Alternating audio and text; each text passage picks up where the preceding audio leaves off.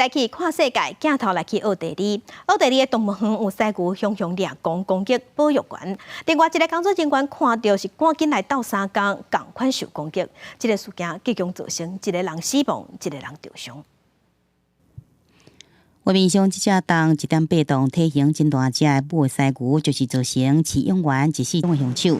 这个事件发生在奥地利萨尔茨堡动物园。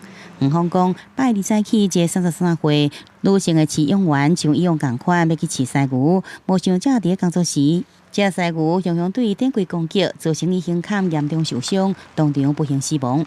Die Tierpflegerin geht normalerweise in der Früh zu den Nashörnern, schmiert sie ein mit Insektenmittel, weil die Insekten die Nashörner immer ein bisschen nerven und hat das gemacht, wie sie das jeden Tag macht, wie sie das seit Jahren macht.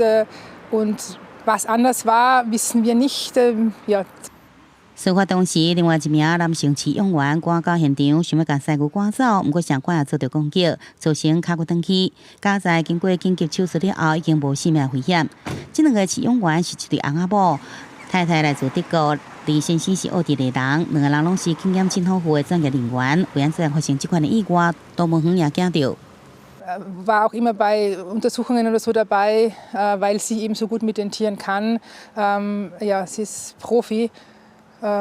Und arbeitet einfach lang und gut mit Nashörnern. 犀牛是陆地上体型第二大的食人动物，敢若比大象较细只一点啊。园方指出，进园区内底有4只白犀牛，造成事故的母犀牛，2009年就已经来到园区，以认真合作。将来毋捌发生地，离园区内底犀牛区成立30年来，也从来无发生过攻击事件。研判犀牛可能是受到某种刺激才掠狂。经警方甲劳动检查部门已经对这事件展开调查。动物园也伫12、13连续关门2天。公视新闻张慧敏编译。